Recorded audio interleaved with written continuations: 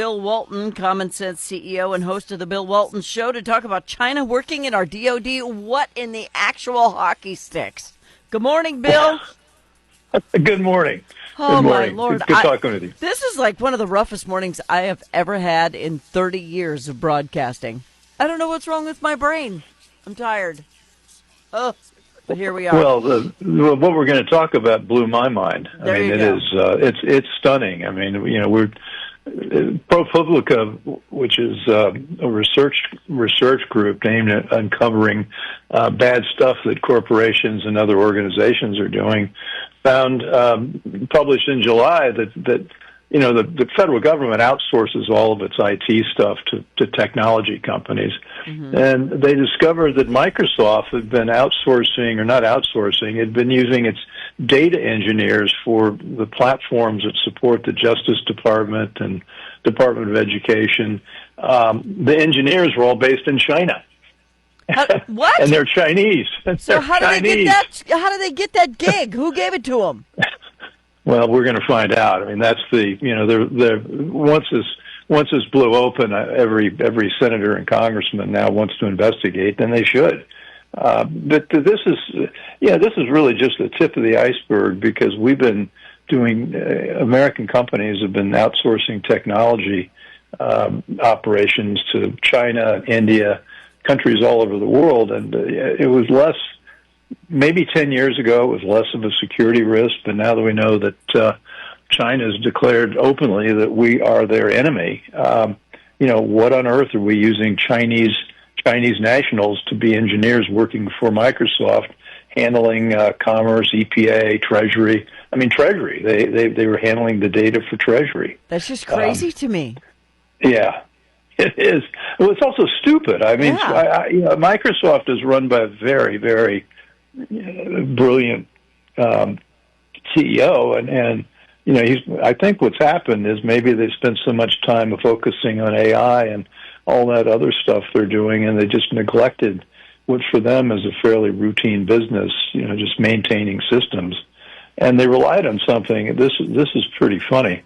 They had funny if you not funny, but funny. What the hell, right? Yeah. Yeah, funny. What the hell? Yeah. They were their security mechanism to oversee these engineers in China was something called people they called digital escorts, and digital escorts were supposed to oversee this, except the escorts lacked all the technical expertise to oversee them, and they were basically minimum wage jobs. And one of them said, we're trusting that the Chinese know what they're doing isn't malicious, but we really can't tell. Huh. So let's just go ahead and let them do it. Yeah, we can't tell, but we're just gonna, we're gonna trust Microsoft.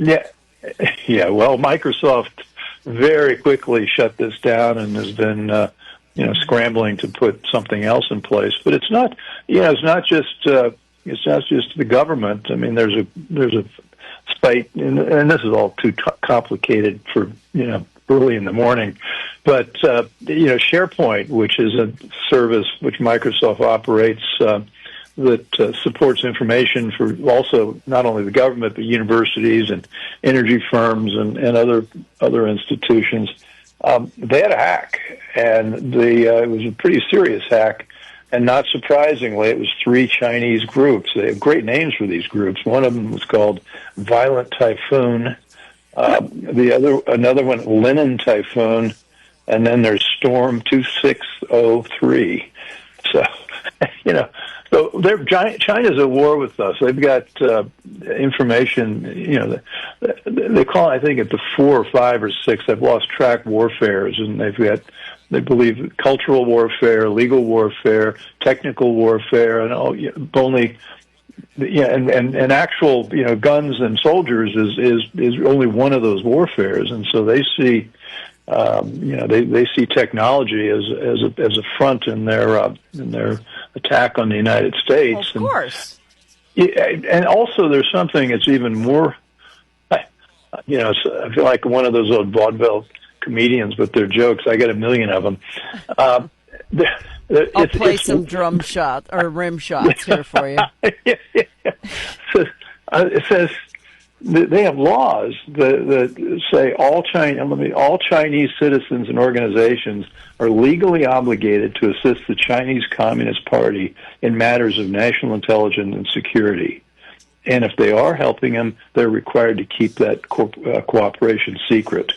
And that's a law they passed. I think they called it the China's National Intelligence Law.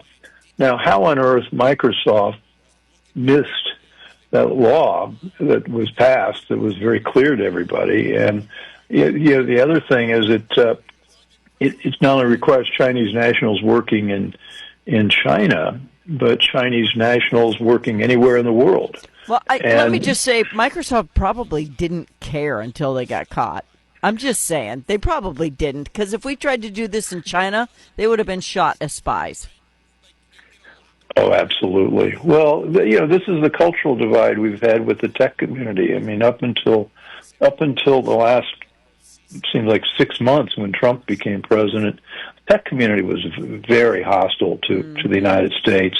Most of the programmers are in San Francisco, related areas like that. The Google employees refused to work for the Defense Department because, but then they went on to help China develop its search engines in China. So the cultural issues between the tech community and the rest of us have been really wide. But now that's, fortunately, that's changing.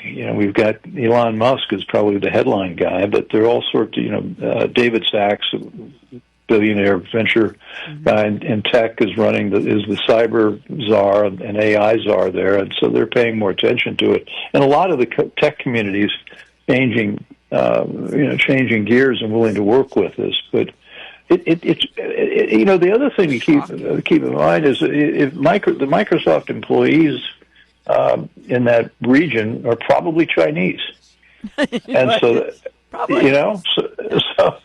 So they view hiring these engineers as contractors. Well, that's just they've got their cousin working for them. But the sinister part is everything they do, they're required to turn it over to the Chinese Communist Party. Right. And if you say no, I don't want to do that, you've got no legal recourse.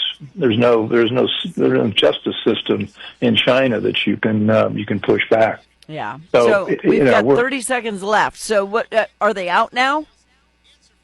Oh, that piece of it is out. I think we are going to see a lot of congressional hearings. I think shining a light on this, shine a light on a lot of other issues. And just one data point, there are some culprits here.